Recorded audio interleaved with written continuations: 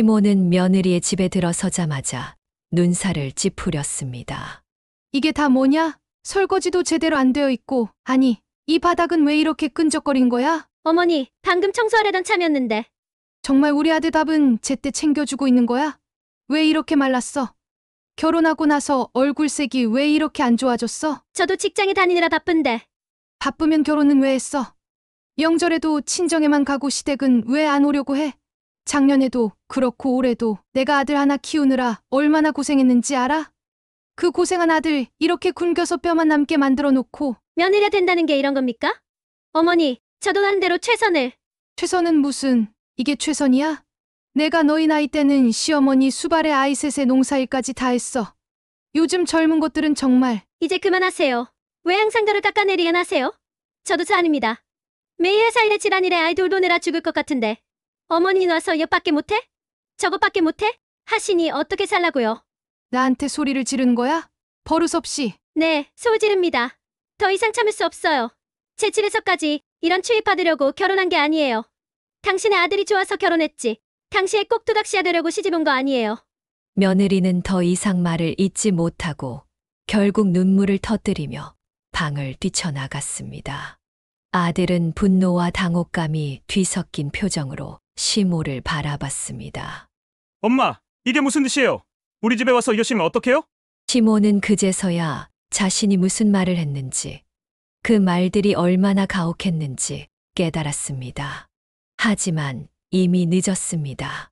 아들을 위해 평생을 살았지만 결혼 후 단 하루 만에 그는 더 이상 제 아들이 아니었습니다. 누구도 알려주지 않았던 이 잔인한 진실, 그리고 그 후 5년간의 고통 끝에 찾은 행복의 비밀을 지금 나눕니다. 이 이야기는 아들의 결혼으로 상처받은 모든 어머니들, 그리고 앞으로 시어머니가 될 모든 분들의 삶을 바꿀 것입니다. 이 영상을 끝까지 시청하시면 고부관계를 망치는 7가지 대화 패턴과 제가 직접 경험한 관계 회복 방법을 특별히 공유해 드립니다. 시작하기 전 구독과 좋아요는 무료입니다. 안녕하세요. 저는 62세 주부입니다. 제 이야기가 비슷한 상황에 놓인 다른 어머니들에게 조금이나마 도움이 되었으면 하는 마음의 용기를 내어 사연을 보냅니다. 저는 아들 하나를 키웠습니다. 남편과 사별한 후 혼자서 아들을 키우면서 내 아들은 나와 평생 가까이 지낼 거야 라는 믿음이 있었습니다. 그런데 5년 전 아들이 결혼하면서 모든 것이 변했습니다. 제가 겪은 경험과 깨달음을 나누고 싶습니다. 1점, 딸 같은 며느리는 없었습니다. 처음에는 정말 며느리를 딸처럼 생각하고 싶었습니다. 제게 딸이 없었으니까요. 주말마다 집에 초대하고 좋아할 만한 음식을 준비하고 선물도 자주 챙겨주었습니다. 명절이면 며느리가 편하게 쉬라며 제가 모든 일을 도맡아 했습니다. 하지만 시간이 지날수록 며느리의 표정이 굳어지는 것을 느꼈습니다. 나중에 아들을 통해 들은 이야기인데 제 관심이 부담스러웠다고 합니다. 제가 집에 자주 초대하는 것도, 음식을 많이 준비하는 것도, 명절에 너는 쉬어라 하는 것도 모두 간섭으로 느껴졌다고 합니다. 엄마, 우리도 우리 생활이 있어요. 매주 집에 오라고 하지 말아주세요. 아들의 말에 가슴이 내려앉는 기분이었습니다. 그제서야 깨달았습니다. 딸 같은 며느리는 없다는 것을요. 며느리는 딸이 아니라 아들의 배우자이고 그들 부부는 저와는 별개의 가정을 이루고 있다는 사실을요. 처음에는 받아들이기 힘들었습니다. 내가 뭘 그렇게 잘못했다고, 좋은 시어머니가 되려고 이렇게 노력하는데 라는 생각이 들었습니다. 하지만 점점 그것이 제 착각이었다는 것을 알게 되었습니다. 며느리는 제 딸이 아니었고 저에게 딸의 역할을 해줄 의무도 없었습니다. 제가 일방적으로 원하는 관계를 강요하고 있었던 것이죠.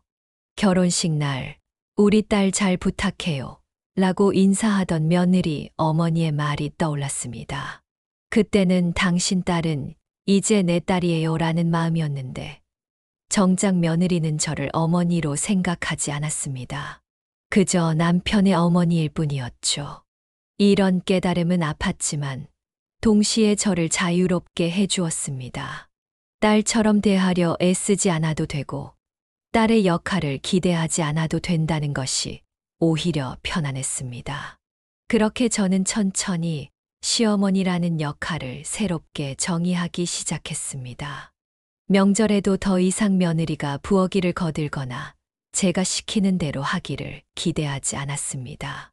아들 부부가 오면 그저 반갑게 맞이하고 함께 식사를 준비하며 그들이 원하는 만큼만 도움을 요청했습니다. 부담스러운 선물도 줄이고 필요한 것이 있으면 먼저 물어보는 습관을 들였습니다. 며느리야, 이번에 뭐 필요한 거 있니? 내가 사다 줄까? 보다는 필요한 거 있으면 언제든 말해. 내가 도울 수 있는 만큼 돕고 싶어 라고 말하는 것이 더 자연스러웠습니다. 이런 변화는 쉽지 않았습니다. 오랜 습관과 기대를 버리는 일이니까요. 하지만 관계가 조금씩 달라지는 것을 느낄 수 있었습니다. 며느리의 표정이 점점 편안해졌고, 저도 더 이상 딸 같은 며느리를 바라지 않으니 실망할 일도 줄어들었습니다. 이점 아들은 더 이상 제 편이 아니었습니다. 결혼 전까지 아들은 항상 제 말을 잘 들었습니다. 엄마가 힘들게 키웠으니 효도하겠다고도 했고요. 하지만 결혼 후 아들은 변했습니다. 며느리와 제 사이에 의견 차이가 생기면 저는 당연히 아들이 저를 이해해 줄 거라 생각했습니다. 그런데 아들은 대부분 며느리 편을 들었습니다. 엄마, 요즘은 다 그렇게 해요. 엄마 세대와 지금은 달라요. 이런 말을 들을 때마다 서운했습니다. 내가 그렇게 키운 게 아닌데 라는 생각이 들었습니다. 하지만 시간이 지나면서 이해하게 되었습니다. 아들은 이제 새로운 가정의 가장이고 배우자와 함께 인생을 살아가는 사람이라는 것을요. 그가 며느리의 입장을 대변하는 것은 당연한 일이었습니다. 기대를 낮추니 마음이 편해졌습니다. 아들에게 더 이상 제 편이 되어달라고 요구하지 않게 되었고, 그저 그가 행복하게 사는 모습을 보는 것으로 만족하게 되었습니다. 한 번은 며느리가 아이를 어린이집에 보내는 문제로 제가 조언을 하려 했습니다. 우리 때는 아이를 직접 키웠는데 요즘은 왜 그렇게 어린 나이에 맡기는 거니? 라고 물었지요. 그러자 아들이 며느리 앞에서 저를 말렸습니다. 엄마, 그건 우리가 결정할 일이에요. 어린이집도 요즘은 교육 프로그램이 잘 되어 있어서 아이 발달에 좋아요. 그 순간 가슴이 철렁 내려앉았습니다. 내 아들이, 내가 온 정성으로 키운 아들이 나를 9세대로 취급하는 것 같았으니까요. 집에 돌아와 며칠을 울었습니다. 왜 내 아들이 나를 이해하지 못하는지, 왜 내 말은 이제 가치가 없는 것처럼 여겨지는지 괴로웠습니다. 그때 제 친구가 해준 말이 큰 위로가 되었습니다. 남자는 결혼하면 아내를 따라가게 되어 있어. 그게 자연스러운 거야. 내 아들이 잘못된 게 아니라 내가 잘 키운 거야. 책임감 있는 남편이 된 거지. 그 말에 깨달음을 얻었습니다. 아들이 며느리 편을 드는 것은 그가 자신의 가정에 충실하다는 증거였습니다. 오히려 제가 키운 대로 잘 자란 것이었습니다. 아들이 어머니보다 아내를 우선시한다는 것은 그가 건강한 성인이 되었다는 의미였습니다. 그때부터 저는 아들에게 기대하는 마음을 내려놓기 시작했습니다. 제 의견에 동의해 주길 바라거나 저를 더 자주 찾아오길 바라거나 제 말을 우선시해 주길 바라는 마음을 조금씩 포기했습니다. 대신 저는 그저 한 사람의 어머니로 존재하면서 아들의 선택을 존중하는 법을 배웠습니다. 아들아, 엄마는 내 결정을 믿어. 내가 행복하다면 그걸로 충분해. 이렇게 말하기 시작하자 놀랍게도 아들의 태도도 변했습니다. 저의 압력이 사라지니 오히려 그가 더 편안하게 저에게 다가오기 시작했습니다.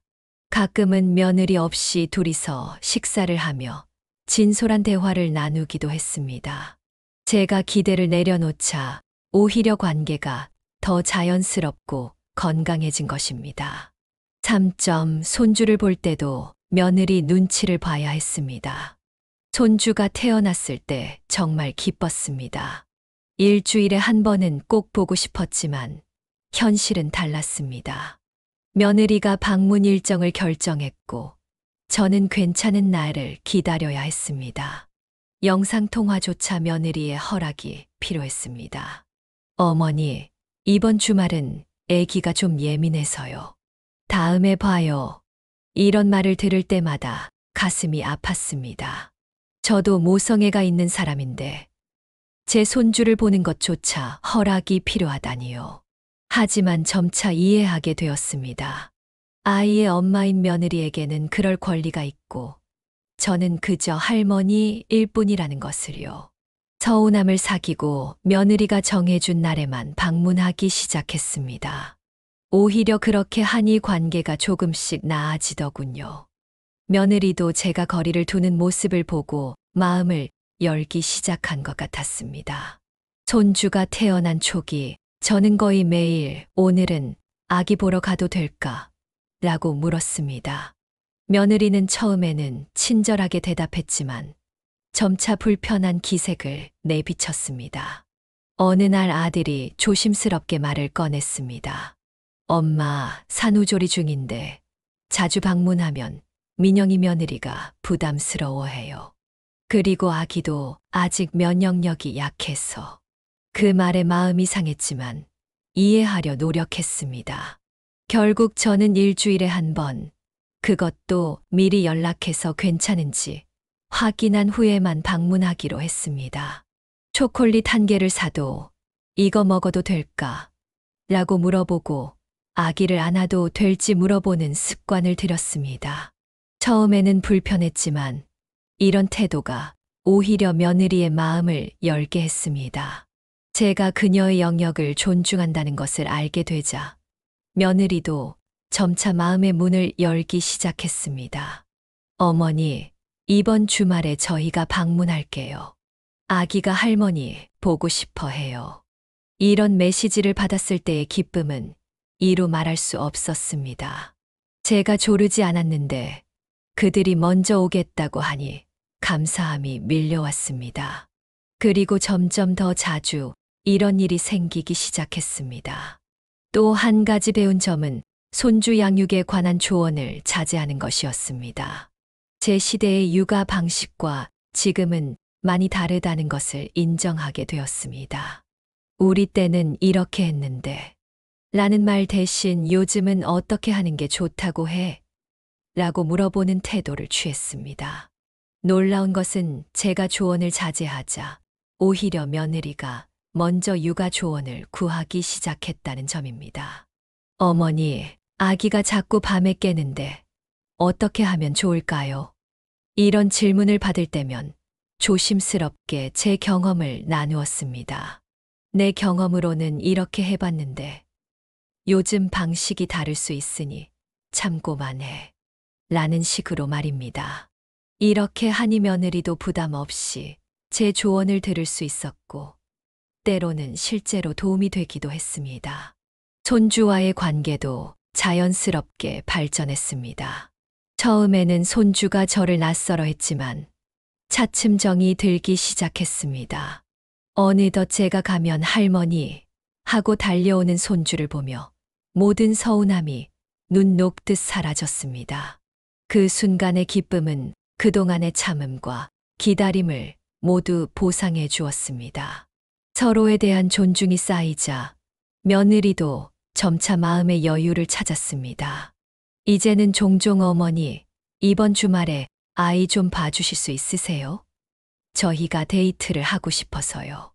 라는 부탁을 하기도 합니다. 기쁘게 손주를 돌보면서 저는 아들 부부에게도 휴식과 시간이 필요하다는 것을 이해하게 되었습니다. 그렇게 저는 할머니라는 새로운 역할에 적응해 나갔습니다. 더 이상 모든 것을 통제하려 하지 않고 그저 필요할 때 도움을 주는 존재로 자리매김하게 되었습니다. 이런 변화는 제게도 아들 가족에게도 더 건강한 관계를 만들어 주었습니다. 사점 말 한마디가 관계를 바꿨습니다. 며느리와의 대화에서 가장 어려웠던 것은 말 한마디의 무게였습니다. 제 입장에서는 친근함의 표현이었던 말들이 며느리에게는 비판으로 들렸던 거죠. 우리 아들이 좀 말랐네. 밥은 제대로 챙겨 먹고 다니는 거야? 이런 무심한 한마디가 며느리에게는 당신이 내 아들을 제대로 돌보지 않는다는 비난으로 들린다는 걸 나중에야 알게 되었습니다. 그 후로 저는 말을 아끼기 시작했습니다. 칭찬만 하고 조언은 정말 필요할 때만, 그것도 아주 조심스럽게 하게 되었습니다. 며느라, 오늘 끓인 국 정말 맛있네. 비법이 뭐야? 이렇게 진심 어린 칭찬을 하니 며느리의 표정이 밝아졌습니다. 또한 며느리의 이야기를 더 많이 들어주려고 노력했습니다. 놀랍게도 제가 말을 아끼고 들어주기 시작하자 며느리가 먼저 다가와 이야기를 나누더군요. 처음엔 정말 어려웠습니다. 무심코 나오는 말들이 얼마나 상대에게 상처가 되는지 몰랐으니까요. 아들 부부가 집에 왔을 때 집이 왜 이렇게 좁냐? 라고 말했다가 며느리의 표정이 굳어지는 것을 본 적이 있습니다. 나중에 알고 보니 그들이 경제적인 이유로 작은 집을 선택한 것이 고민이었는데 제 한마디에 상처를 받은 것이었습니다. 또 한 번은 손주에게 우리 손주 통통해서 너무 귀엽다라고 했더니 며느리가 애가 비만이라고 생각하세요? 라며 예민하게 반응했습니다. 저는 단순히 귀여움을 표현한 것인데 며느리는 자신의 육아 방식에 대한 비판으로 받아들인 것이었습니다. 이런 경험들을 통해 저는 말의 무게를 깨닫게 되었습니다. 특히 시어머니의 입에서 나오는 말은 더욱 무겁게 받아들여진다는 사실을요. 그래서 저는 생각하고 한 번 더 생각하고 그래도 필요하면 말하자라는 원칙을 세웠습니다. 말을 줄이는 대신 더 많이 듣기 시작했습니다. 며느리가 직장 이야기를 할 때도 아이 양육 고민을 이야기할 때도 그저 경청했습니다. 중간에 조언하려는 충동을 참고 그녀의 이야기를 끝까지 들었습니다. 그리고 정말 힘들었겠구나. 어떻게 도와줄까? 라고 물었죠. 이런 변화는 며느리에게도 큰 영향을 미쳤습니다. 그녀도 점차 저를 판단하는 사람이 아닌 자신의 이야기를 들어주는 사람으로 인식하기 시작했습니다. 그러자 대화가 더 자연스러워졌고 서로를 더 이해하게 되었습니다. 특히 효과적이었던 것은 나 메시지였습니다. 내가 왜 이렇게 해? 라는 말 대신 내가 이렇게 느꼈어 라고 말하는 거죠. 예를 들어, 왜 아들을 이렇게 말리게 했어? 라고 하는 대신 우리 아들이 좀 마른 것 같아서 엄마로서 걱정이 되더라 라고 말했습니다. 또한 며느리의 상황을 이해하려 노력했습니다. 그녀도 직장에 다니며 아이를 키우느라 힘들다는 것을 인정하게 되었습니다. 제 시대와는 다른 도전과 압박이 있다는 것도 이해했습니다. 그래서 우리 때는 이라는 말 대신 요즘은 정말 육아와 일 병행하기 힘들겠구나. 대단하다라고 말하게 되었습니다. 그러자 놀라운 일이 생겼습니다. 며느리가 오히려 제 조언을 구하기 시작한 것이죠. 어머니는 어떻게 일과 육아를 병행하셨어요? 라고 물어오는 날 저는 감동해서 눈물이 날 뻔했습니다. 드디어 제 경험과 지혜가 인정받는 기분이었으니까요. 말을 줄이고 경청하는 습관은 다른 측면에서도 도움이 되었습니다.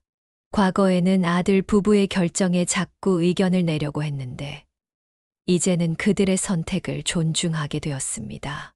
우리 손주 유치원은 여기가 좋을 것 같은데. 라고 하는 대신 유치원 결정하기 쉽지 않을 텐데 어디로 생각하고 있어? 라고 물어보는 방식으로 바꾸었습니다. 이런 소통 방식의 변화는 가족 모임에서도 큰 차이를 만들었습니다. 과거에는 제가 주도적으로 이야기하고 지시했다면 이제는 더 많이 듣고 덜 말하게 되었습니다. 그러자 아들과 며느리도 더 편안하게 자신들의 생각을 이야기하게 되었고 대화가 더 활발해졌습니다. 명절에도 변화가 있었습니다. 과거에는 제가 모든 것을 주도하고 며느리는 따라와야 한다고 생각했지만 이제는 함께 계획을 세우고 역할을 나누게 되었습니다. 며느리야, 명절에 뭐가 필요할까? 내가 준비할 것과 내가 가져올 것을 나눠볼까? 라는 식으로 대화하니 명절 준비도 더 수월해졌습니다. 말 한마디의 힘은 정말 대단했습니다. 제 말투가 바뀌자 관계의 분위기도 바뀌었습니다. 이제는 매일 통화하지 않아도 매주 만나지 않아도 서로를 존중하고 이해하는 관계가 되었습니다. 가끔 며느리에게서 어머니, 오늘 어떻게 지내세요? 라는 문자를 받을 때면 가슴이 따뜻해집니다. 5점, 적당한 거리가 관계를 살렸습니다. 시간이 지나면서 깨달은 가장 중요한 교훈은 적당한 거리를 유지하는 것이었습니다. 너무 가까이 다가가면 부담스럽고 너무 멀면 서운함이 쌓이죠. 저는 중간 지점을 찾으려고 노력했습니다. 주 2회 방문해서 2주에 한 번으로 줄였고 전화도 일주일에 한두 번만 하게 되었습니다. 대신 그 시간에 제 취미 생활을 늘렸습니다. 동네 탁구 교실에 등록했고 오랫동안 미뤄왔던 여행도 다녀왔습니다. 놀랍게도 제가 거리를 두자 아들과 며느리가 먼저 연락해 오기 시작했습니다. 어머니, 이번 주말에 시간 되세요? 애기랑 같이 놀러 갈까 해요. 이런 말을 들을 때면 정말 행복했습니다. 제가 다가가는 것보다 그들이 먼저 다가올 때의 기쁨이 훨씬 컸거든요. 거리를 두는 것이 처음에는 정말 어려웠습니다. 아들과 손주에 대한 그리움이 너무 컸기 때문입니다. 매일 아침 일어나면 아들에게 오늘 뭐 해? 라고 문자를 보내고 싶었고 손주 사진을 달라고 조르고 싶었습니다. 하지만 그런 행동이 오히려 아들 부부에게 부담이 된다는 것을 알게 되었습니다. 그래서 저는 의식적으로 그들의 공간과 시간을 존중하기로 했습니다. 연락은 일주일에 한두 번으로 제한했고 방문도 미리 약속을 잡고 가게 되었습니다. 처음에는 너무 외롭고 서운했지만 점차 이런 방식이 더 건강하다는 것을 깨달았습니다. 제가 거리를 두자 놀랍게도 아들 부부는 오히려 더 자주 연락해 오기 시작했습니다. 그들에게 자유가 생기니 오히려 저를 찾게 된 것이죠. 이전에는 의무감으로 연락하고 만났다면 이제는 진심으로 원해서 연락하고 만나게 되었습니다. 특히 며느리가 변했습니다. 예전에는 제가 방문할 때마다 긴장한 모습이었는데 이제는 오히려 반갑게 맞아주고 편안하게 대화를 나누게 되었습니다. 한 번은 며느리가 이런 말을 했습니다. 어머니, 예전에는 솔직히 부담스러웠어요. 항상 집안일을 평가받는 느낌이었거든요. 하지만 지금은 편해요. 어머니가 이해해 주시니까 저도 마음을 열게 됐어요. 그 말을 들었을 때 가슴이 찡했습니다. 제가 변하니 며느리도 변했고 우리 관계도 변한 것입니다. 이제 우리는 서로의 영역을 존중하면서도 필요할 때 기댈 수 있는 관계가 되었습니다. 적당한 거리는 감정적인 면에서도 중요했습니다. 예전에는 며느리의 한마디, 아들의 행동 하나하나에 일희일비했습니다. 왜 연락을 안 하지? 왜 오늘은 냉담하지? 라는 생각에 마음이 상하곤 했습니다. 하지만 이제는 그들도 자신의 삶이 있다는 것을 인정하고 모든 것을 개인적으로 받아들이지 않게 되었습니다. 이런 심리적 거리두기는 저를 훨씬 더 행복하게 만들었습니다. 더 이상 아들 가족의 일거수일투족에 일희일비하지 않게 되었고 그 결과 마음의 평화를 찾게 되었습니다. 며느리가 명절에 친정에 먼저 가더라도 이제는 서운하지 않습니다. 그저 그들의 선택으로 받아들이는 것이죠. 적당한 거리는 물리적인 공간뿐만 아니라 심리적인 경계를 세우는 것이기도 했습니다. 예를 들어 아들 부부의 재정 문제에 대해 더 이상 관여하지 않게 되었습니다. 그들이 어떤 차를 사든 어떤 집을 사든 그것은 그들의 결정이라고 생각하게 되었습니다. 우리 아들 저금은 잘하고 있니? 라는 질문 대신 너희가 원하는 대로 결정하렴. 도움이 필요하면 말해라고 말하게 되었습니다. 이런 태도는 아들 부부에게 큰 안도감을 주었습니다. 이렇게 적당한 거리를 두는 것은 결국 서로를 독립된 인격체로 존중하는 방법이었습니다. 그들의 삶에 대한 통제권을 내려놓고 그저 사랑하는 어머니와 시어머니로서 곁에 있어 주는 것이 제 역할임을 깨달았습니다. 6점, 제 인생을 찾았습니다. 아들의 결혼 후 5년이 지난 지금, 저는 이제 진정한 저의 인생을 살고 있습니다. 아들과 며느리, 손주에게 기대지 않고 제 삶을 충실히 살아가는 법을 배웠습니다. 동네 문화센터에서 서예를 배우기 시작했고, 비슷한 또래 친구들과 등산 모임도 만들었습니다. 젊었을 때 포기했던 대학 공부도 평생교육원을 통해 다시 시작했습니다. 삶이 이렇게 풍요로워질 수 있다는 것을 아들이 결혼한 후에야 깨달았습니다. 이제는 아들 가족을 만날 때도 더 여유롭고 행복합니다. 제 삶이 풍요로워지니 그들에게 기대하는 것도 줄고 만날 때는 정말 즐겁게 시간을 보낼 수 있게 되었거든요. 사실 처음에는 아들의 결혼이 제게는 상실감으로 다가왔습니다. 내 삶의 중심이 사라졌다는 느낌이었죠. 아들을 위해 살아온 제게 아들의 독립은 큰 충격이었습니다. 몇 달 동안 우울한 기분으로 집에만 틀어박혀 있었습니다. 그러던 어느 날, 오랜 친구 한 명이 저를 찾아왔습니다. 이제 내 인생을 시작할 시간이야. 아들을 위한 인생은 끝났어. 이제부터는 너를 위한 인생을 살아. 처음에는 그 말이 너무 냉정하게 들렸습니다. 하지만 곰곰이 생각해보니 맞는 말이었습니다. 저는 너무 오랫동안 아들의 엄마로만 살았고, 저 자신으로서의 삶은 잊고 있었던 거죠. 그래서 저는 용기를 내어 동네 문화센터를 찾았습니다. 처음에는 뭘 해야 할지 막막했지만 서예 수업이 눈에 들어왔습니다. 젊었을 때 글씨 쓰는 것을 좋아했던 기억이 있어서 등록했지요. 첫 수업은 정말 어색했습니다. 다들 서로 알고 있는 것 같았고 저만 외톨이가 된 기분이었습니다.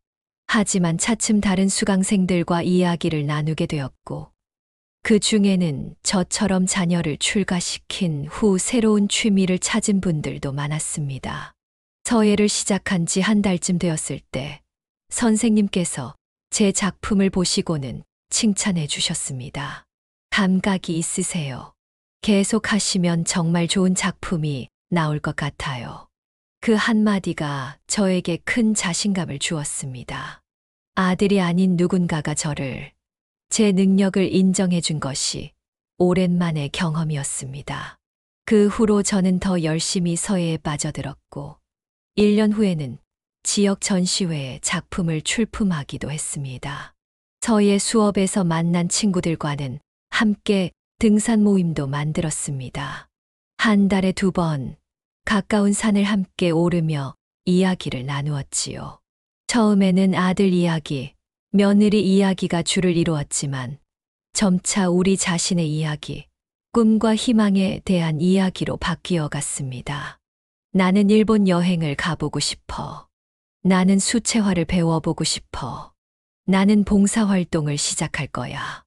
이런 대화를 나누면서 저도 제 꿈에 대해 생각하게 되었습니다. 젊었을 때 대학 공부를 하고 싶었지만 형편이 어려워 포기했던 기억이 떠올랐습니다. 그래서 용기를 내어 지역 대학 평생교육원에 문의했고 심리학 과정을 듣기 시작했습니다. 공부는 생각보다 어려웠습니다. 오랜만에 책을 펴니 눈도 침침하고 암기력도 예전 같지 않았습니다. 하지만 포기하지 않고 조금씩 나아갔습니다. 수업 중 토론에 참여하고 과제를 제출하는 과정에서 점차 자신감을 얻게 되었습니다. 어느 날은 손주가 할머니는 학교 다녀? 라고 물었을 때 너무 뿌듯했습니다. 응, 할머니도 공부해. 공부는 언제 해도 재미있단다. 라고 말했더니 손주가 자랑스러운 눈빛으로 바라보는 게 아니겠어요? 이런 변화는 제 일상에도 큰 영향을 미쳤습니다. 전에는 아들이 연락 안 하면 하루 종일 서운해하고 불안해했는데 이제는 제 일정이 바빠서 오히려 제가 연락을 못할 때도 있습니다. 오늘은 서예 수업이 있어서 혹은 주말에는 친구들과 등산 가기로 했어. 라고 말하면 아들도 며느리도 오히려 좋아하더군요. 엄마, 요즘 정말 활기차 보여요. 좋아요. 아들의 이런 말에 가슴이 따뜻해졌습니다. 제가 행복하니 아들도 행복해하는 것이었습니다. 전에는 아들의 행복이 곧 제 행복이라고 생각했는데, 이제는 제가 행복해야 아들도 행복할 수 있다는 것을 깨닫게 되었습니다. 취미 생활 외에도 지역 봉사활동에도 참여하기 시작했습니다. 주 2회 지역 아동센터에서 아이들의 숙제를 봐주는 일을 하고 있습니다. 처음에는 단순히 시간을 보내기 위해 시작했지만, 이제는 그 아이들을 만나는 것이 제 삶의 큰 기쁨이 되었습니다. 할머니, 이 문제 어떻게 푸는 거예요? 할머니, 오늘 선생님이 칭찬해 줬어요. 이런 대화를 나누며 저는 제가 여전히 누군가에게 필요한 사람이라는 사실에 감사함을 느꼈습니다.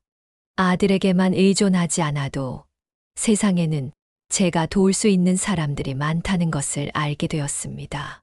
여행도 시작했습니다. 처음에는 국내 여행부터 시작했지만 작년에는 용기를 내어 친구들과 일본 여행을 다녀왔습니다. 평생 해외여행을 꿈꿔왔지만 항상 나중에라고 미뤄두었던 버킷리스트를 하나씩 이루어가는 기분이었습니다. 이런 경험들을 통해 저는 제 자신의 가치를 재발견했습니다.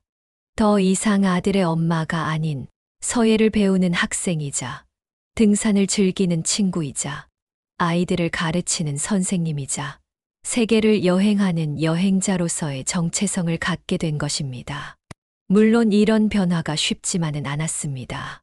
때로는 외로움이 밀려올 때도 있고 아들 생각에 마음이 쓰리기도 합니다. 하지만 그럴 때마다 저는 제 달력을 봅니다. 서예 수업, 등산 모임, 심리학 강해, 봉사활동으로 가득 찬 일정표를 보면 힘이 납니다. 이제 나는 혼자가 아니구나. 내 삶이 있구나라는 생각이 드니까요. 가장 놀라운 변화는 아들 가족과의 관계였습니다. 제가 제 삶에 충실하게 되니 오히려 그들과의 관계는 더 건강해졌습니다. 만남의 횟수는 줄었을지 몰라도 만날 때의 대화는 더 풍성해졌습니다. 저도 제 여행 이야기, 공부 이야기를 나누고 아들과 며느리도 자신들의 일상을 더 활기차게 이야기합니다. 며느리와의 관계도 달라졌습니다.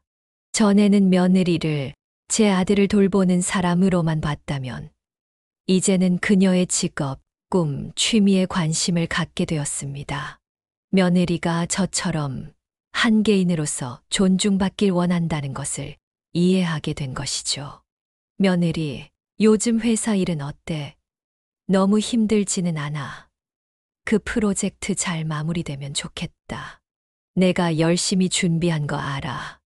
이렇게 며느리의 일에 관심을 보이니 그녀도 더 편안하게 저에게 다가오기 시작했습니다.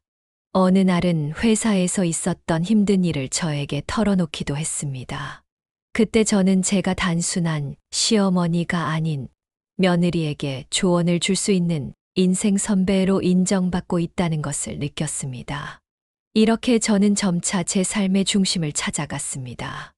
아들과 손주에 대한 사랑은 여전하지만 더 이상 그들은 제 삶의 전부가 아니었습니다. 저에게는 제 취미와 제 꿈, 제 친구들이 있었습니다.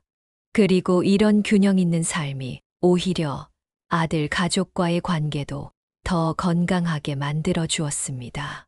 요즘 저는 종종 같은 상황에 처한 다른 어머니들에게 조언을 해줍니다. 자녀는 당신의 전부가 아니에요. 당신도 당신만의 인생이 있어요. 그 인생을 찾아보세요.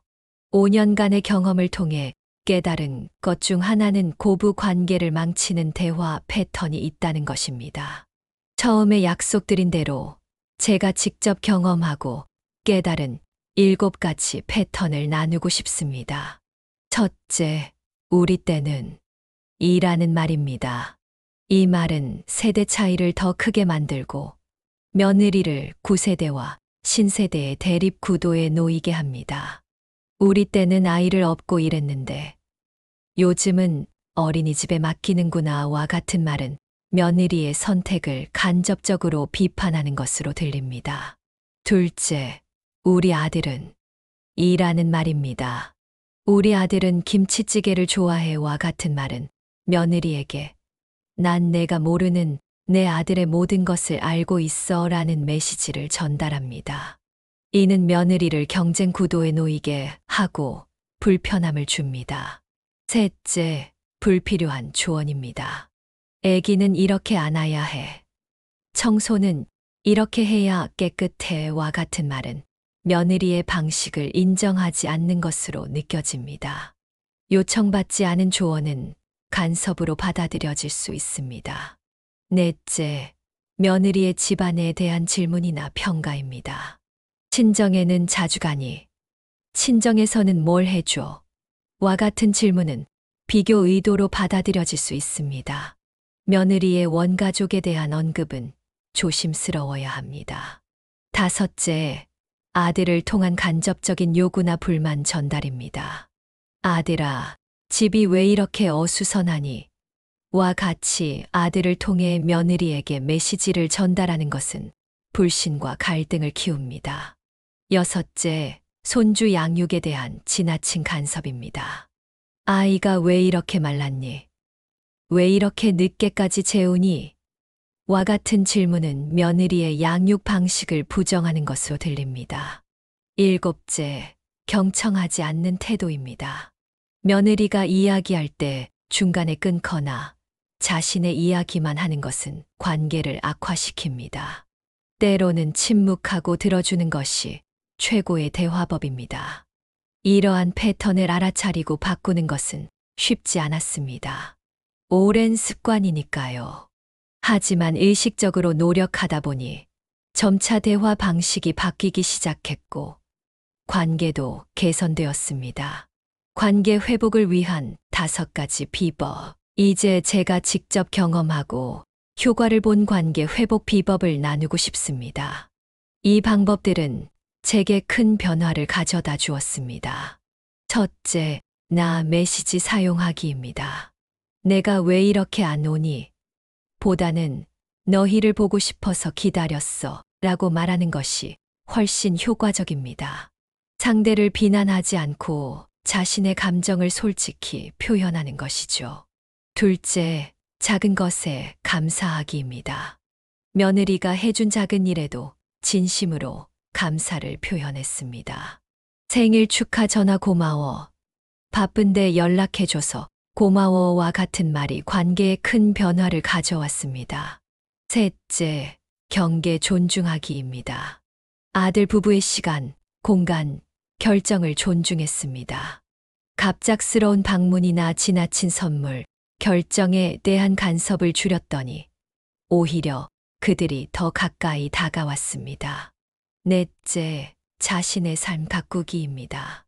제 취미와 관심사를 발전시키니 시간도 잘 가고 만날 때 나눌 이야기도 풍성해졌습니다. 무엇보다 제가 행복해지니 관계도 편안해졌습니다. 5째, 공통의 추억 만들기입니다. 함께하는 시간에 즐거운 경험을 만들려고 노력했습니다.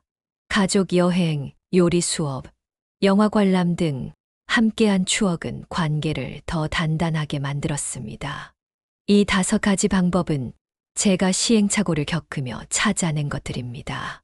모든 관계에 똑같이 적용될 수는 없겠지만 저에게는 큰 도움이 되었습니다. 마무리하며 새로운 시작. 고부 관계는 어려울 수밖에 없습니다. 서로 다른 환경에서 자란 두 여성이 한 남자를 중심으로 만나게 되니까요. 하지만 이 관계가 반드시 갈등만 있는 것은 아닙니다. 서로 존중하고 이해한다면 오히려 든든한 지원군이 될 수 있습니다.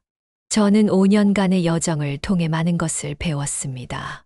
딸 같은 며느리를 기대하지 않게 되었고, 아들이 더 이상 제 편이 아니라는 것도 받아들였습니다. 손주를 볼 때 며느리 눈치를 보는 것도, 말 한마디의 무게도, 적당한 거리를 두는 것도 모두 배웠습니다. 그리고 무엇보다 저 자신의 인생을 찾게 되었습니다. 이제 저는 행복합니다. 아들과 며느리도 행복해 보입니다. 우리의 관계는 이전보다 훨씬 건강해졌고, 함께 있는 시간도 더 즐거워졌습니다. 모든 것이 완벽하진 않지만, 우리는 서로를 이해하고 존중하는 법을 배우고 있습니다. 그리고 이제는 종종 며느리가 저에게 육아나 직장 생활에 대한 조언을 구하기도 합니다. 제가 말을 아끼고 그녀의 영역을 존중했더니 오히려 저의 경험과 지혜를 필요로 하게 된 것이죠. 이것이야말로 제가 바라던 관계의 모습입니다. 며느리는 비록 제 딸은 아니지만 이제는 제 인생의 소중한 동반자가 되었습니다. 우리는 서로 다른 세대, 서로 다른 가치관을 가졌지만 서로를 인정하고 배우게 되었습니다. 그리고 그 중심에는 우리가 모두 사랑하는 아들 남편과 손주 아이가 있습니다. 아들의 결혼이 제게 가져다 준 것은 상실감만이 아니었습니다. 그것은 새로운 시작이었고 제 자신을 다시 발견하는 기회였습니다. 아들에게만 의존하던 삶에서 벗어나 진정한 제 인생을 살게 된 것입니다. 만약 여러분 중에 비슷한 상황에 처한 어머니들이 계시다면 희망을 잃지 마세요. 고부 관계의 어려움은 피할 수 없지만 그것을 통해 성장할 수 있습니다. 자녀의 결혼은 끝이 아니라 새로운 시작입니다. 그리고 그 시작은 여러분의 인생에도 새로운 장을 열어줄 것입니다. 며느리를 통제하려 하지 말고 아들에게 과도한 기대를 하지 말고 무엇보다 자신의 삶을 소중히 여기세요. 그것이 모두가 행복해지는 길입니다. 후기 사연을 마치며 이 사연을 쓰는 동안 저는 제 자신의 여정을 되돌아보게 되었습니다. 처음에는 아들의 결혼이 제게 얼마나 큰 상처였는지, 며느리와의 관계가 얼마나 어려웠는지 되새기며 마음이 아팠습니다. 하지만 글을 써내려가면서 제가 얼마나 성장했는지, 관계가 얼마나 발전했는지 깨닫게 되었습니다. 지금도 완벽하지는 않습니다.